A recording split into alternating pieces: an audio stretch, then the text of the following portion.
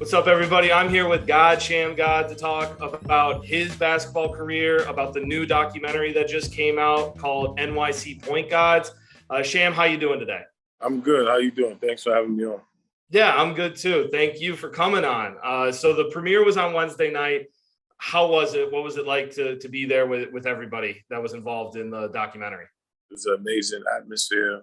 It was a well done document. So it was amazing. Left me with chills. Left me with laughter, sadness, all type of emotions, but in a good way. And it just was a great project to see and a great project to be a part of. Thank Kevin Durant and Rich Kleiman for having me a part of it and having me a feature on it. It's just amazing to see how basketball has evolved in this time period. Yeah, I definitely enjoyed watching it. And how did you first get involved with the project and with KD and Kleiman? I know Katie and Rich Kleiman for a while, and they just reached out to me and asked me would I be a part of it. It was no doubt I would be a part of it.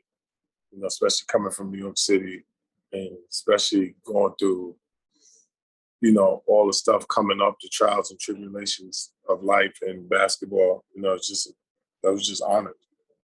Absolutely. So, I think, like you said, the documentary does a great job of explaining it. But for you, what does it mean to be a guy that grew up playing basketball in New York City, and in particular, a point guard that grew up playing in New York City?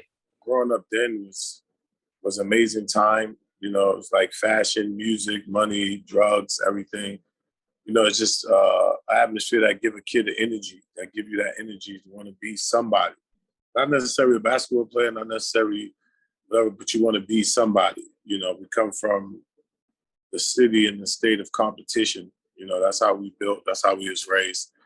And being a part of it just fulfilled another a dream that I have, that one day, that our legacy will live on forever. And through this document, it just shows us, shows what makes the New York City point guard, shows why the NBA point guards now today are like so inanimate about what I was doing when I was coming up, and just and why a lot of people and point guards listen to me when I'm talking about teaching and training, and make all those skill sets that I have valuable in this day and age, in this millennium. Definitely. And you kind of touched on it right there. Obviously, you're coaching with Providence and now with Dallas, with the Mavericks. What's it been like to try and show them the moves that you learned and how you became the great ball handler that you are, and for them to come in and know that who you are because of obviously the move that you made famous? It's an amazing feeling. Mark Cuban took a chance on me, and I'm happy to do all the stuff that I'm doing now to show him that I appreciate it and that I'm a hard worker. And, just being on the staff, coming in and being a fan of the players that I'm coaching, and they're a fan of me. So it kind of makes my work kind of more, not easier, but, kids tend to listen more because they know I've been through it, and they see all the stuff that I can do now, even now to this day with dribbling. So, they kind of take what I say, and run with it. And, when you got great players, was Jalen Brunson, Luka Doncic, Tim Hardaway, Steph Curry, Kristaps Porzingis, even Dirk Nowitzki at the time, like, it's just an amazing feeling that I don't think anybody can understand that I get every day going to work for a great organization like Dallas Mavericks, Mark Cuban, Jason Kidd, and the rest of the guys. With your experience, do you think like the advancements in technology and the fact that somebody can just Google, Shammgod and watch clips of you dribbling on YouTube, is that allowed a lot more people to try and study you and learn the game of basketball? Whereas, for you, it was watching TV and maybe going to the basketball court, to the gym to watch older guys. Yeah, of course, they got the advantage today because everything for them happened in real time. So, like with me, I would have to wait for a cassette to come out. A cassette probably would come out like 3 months later. because they had to get all the clips and stuff and put it on the tape. But even like this, like with the point guards, like anything they see right now, they're going to see in real time. So they'll see in real time and they actually go to the park. Or like you said, if a kid is on, me growing up, if I did a move in the ninth grade, everybody would have saw it within an hour, on Instagram and stuff like that. So it's kind of bittersweet because, when I was coming up, everything was word of mouth. So when you heard about somebody being good, and somebody took their time out to tell you that this person was good, 9 times out of 10, you were good, And with me, I'm kind of living like Benjamin Button. I'm kind of living backwards because all the stuff that people didn't get to see, like you said, now with Instagram, YouTube, and stuff like that, and they could Google me. And now, when I was young, I live in New York. I didn't know if a person in LA liked me or not. Now I'm in the era where they see me now, person can just jump in my DM and say, hey, man, I'm proud of you. I like you, or I'm a fan of yours. So you kind of know in this era, you kind of know your worth as a basketball player more. Mm-hmm. Because like when we was coming up, we was just organic. We thought everybody in the country played basketball like this. We thought everybody in the country was good.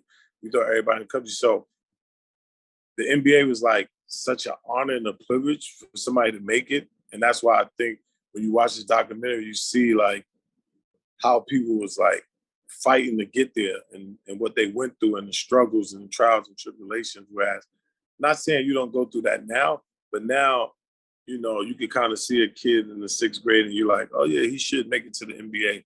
Whereas I didn't start playing basketball until I was 13. And even when I was 19, I was like, man, if I make it to the NBA, that would be like a miracle. That would be like amazing. Where to now is more, by the time I'm 16 or 17, I'm like, okay, yeah, I think I got 2 years or this year's to go to the NBA and stuff like that, where it's more, stuff like, like that happens. Absolutely. No, I totally get what you're saying. And you kind of led into my next question. I mean, that word of mouth in New York seems like whenever I hear people talk about it, it was something special. So what was it like to be that way and to become one of those guys that, you're being talked about all over the city? Yeah, it's an amazing feeling because like, who don't want to be looked at as a star? And I tell a lot of kids that today. I said, I remember walking in the gym and the gym get quiet and be like, hey, there go Shammgod. Hey, there go Stephon Marbury. Hey, there go Rafe Austin. Skip to my Lou.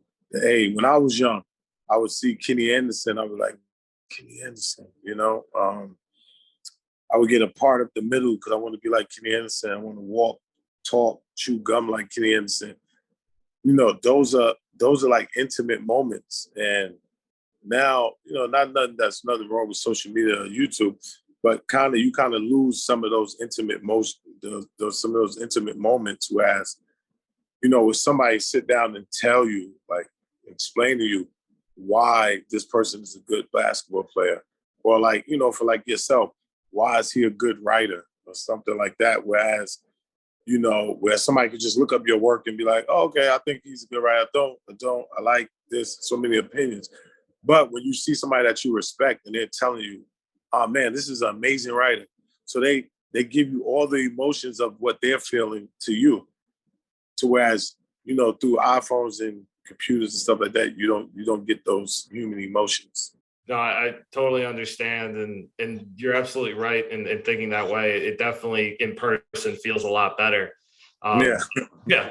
And one of my favorite parts of the documentary was hearing and learning that, growing up, you actually were coached and your PE teacher was Nate Tiny Archibald. Yeah. What was that like? The realization that you knew a former NBA, great and a vet and somebody like that. It was amazing because, like I said in the doc, at that time, like kids think today, at that time, you think everybody in the NBA is rich. Everybody in the NBA is famous. That's not true. And, I'll be the first to tell people that even today in the 2000s, everybody in the NBA is not rich. Okay. Mm-hmm. They working, they well off, but there's other jobs you can get that can make the same amount of money. but not make the max amount of money, if you understand what I'm saying. Yep. It's 65% of the NBA that's making money just like somebody that's could be a doctor or a lawyer or whatever. And then you have that other 15% that's okay out of this world. But to answer your question, yeah, when I first met him, like I said, I didn't know who he was because I was young. And then when I saw the tape, and I'm like, there's no way he could be my teacher. Like, he was in the NBA, he's Hall of Fame. Like, why would he be working as a PE teacher, you know? And that's just another story. But, you know, and then I went there and I'm like, do you have a son named Tiny? You know, and stuff like that. And he's like, no, like, that's me. And I'm like, you know, excuse me. I'm like, oh, shit. You know, I'm like, why didn't you tell me who you were? You know what I'm saying? And he was like, you know, because you think you know everything and stuff like that. So it was good. So why was ball handling the priority for you when you were, you know, coming up? Because like the first time I got introduced to basketball was at Rucker Park. It was at 55th Street. For people that don't know, that's like one of the most famous parks in the world, where street basketball was almost kind of invented. And when I went there, it was all about entertainment, you know. And I say entertainment, it's kind of like Harlem Globetrotters meet like organized basketball. So of course everybody was up there dribbling, everybody had the handle, everybody had the fancy moves. And then I just saw the way the crowd took to it and what the crowd loved and how the crowd loved it. So for me, that was like amazing. And I wanted that energy and I needed that energy. So the first thing I started to learn how to do is dribble the basketball like most New Yorkers. And then it just took on a life of its own because I became good at it. Yeah, well, you became more than good at it. I mean, you're famous, one of the all-time greats.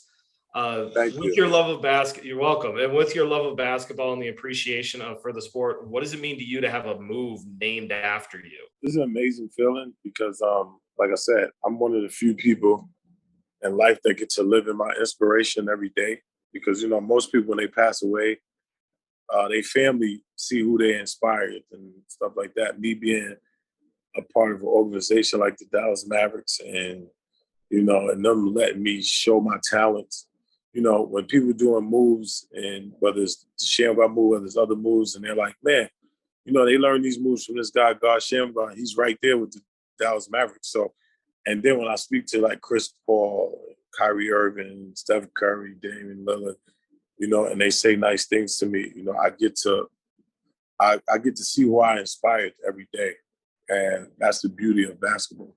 And speaking on that inspiration, you mentioned how huge of a fan you were of Kenny Anderson and a bunch of guys that you played with during your day, Rafer Alston, Stephon Marbury. What was it like to be a part of that, you know, be inspired as a young kid, then become the inspiration and then help those that came after you? I mean, how special was that specifically in New York with the guys that you came up with? Yeah, it's such an for real moments at times when I think about it and I look back to the great Pearl Washington when I wanted to go to Syracuse because Pearl went there, to wanting to go to Georgia Tech because Kenny Anderson went there, to playing every day as a youth with Rafer Alston, Stephon Marbury. You know, when I first started playing basketball, those was the people that was like amazing. Like Stephon Marbury, Rafer Alston, Cameron Giles that turned into a rapper, Mace. That's one of my best friends. And Cameron, you know, they became rappers. They stopped playing basketball at a young age. But when I first started playing basketball, they was like the best players in the neighborhood. So like for me to grow up and inspire like to be just as good as them or better at times, you know, is an unforreal, like I said, it's an unforreal moment, not just basketball, but to see who Mace became, see who Cam became, to see like, you know, I knew Jay-Z when he had his first album. For me to be on Rock Nation right now and be under a great, you know, agency like Rock Nation, and Jay-Z is doing all the amazing stuff that he's doing, from, you know, seeing Fat Joe, you know, a long time ago. Like, people don't understand, all these people is in the same facility that I grew up at.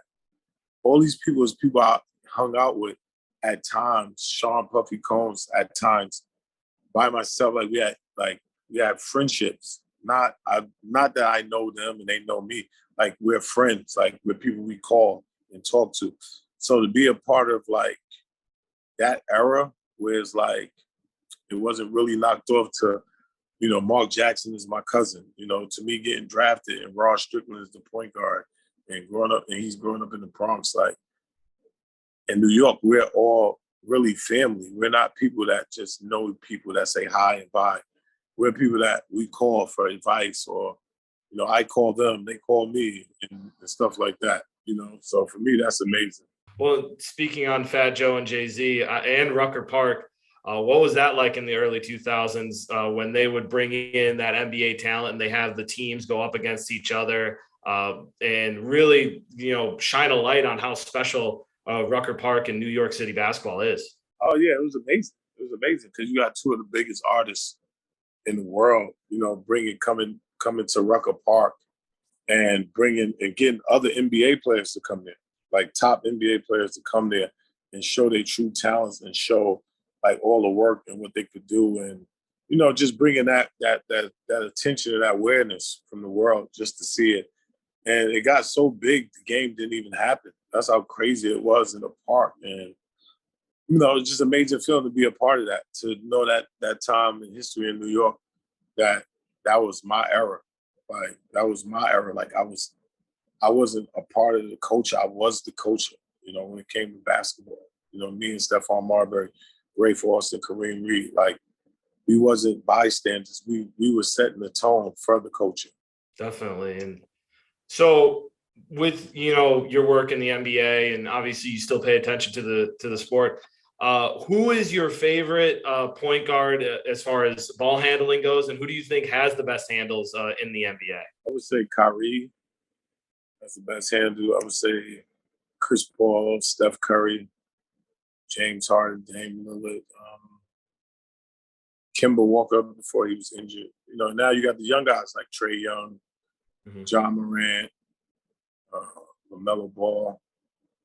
But like John Morant, Trae Young, and I'm like, I speak to them all the time, and give advice or talk to their parents and give advice because their fathers is my age and they're doing a great job. But, like I said, if I'm not the best dribbler ever, I know that I'm going to spark the brain of the best dribbler one day. So, I'm happy with that because, where you work at, it's like any job you go to, you want to make something better than how you found it. Yep. And one thing in life that I could say that I could live with and I'm so proud about is that when it's all said and done, I know I left one aspect of basketball better than how I found it. And that's true. Yeah, you definitely did. And, Sham, first of all, thank you so much, for taking the time. And one of my last questions for you is, for anybody who hasn't seen the documentary yet, what would you tell them to get them to watch, and what would you say about it? I would say like the documentary is amazing, and not just because I'm on it or I know the people that's on it. And I would say when you sit down, watch it with your kids and stuff, and you would see that, the struggle that kids go through growing up and trying to, reach this goal so they could take care of their family. See, like a lot of people think, and rightfully so or not rightfully so, they think, oh, the athletes are selfish and things like that. But, when you watch this documentary, you see the core. You see where it begins at, before the money, before the fame. And then you could really see through the documentary, like the love and the passion and why this player is doing this and why they want to become this and the love they got for their family. Because in that document, you see it's not about the player, why they wanted to get out or why they wanted to become a good basketball player. It always starts with that the kid wanted to do it for someone else before, himself. So it just gives a pure representation of basketball. Like it's pure basketball at its finest and the love for it at its finest. Couldn't agree with you more. Well, Sham, once again, thank you so much. NYC Point Gods is on Showtime, and definitely go check it out and check out Sham's part in it. It's a great documentary to watch. Thanks for watching. Feel free to check out our other videos, and don't forget to smack that subscribe button down below while you're at it. Also, for more great and original content, head right over to bvmsports.com.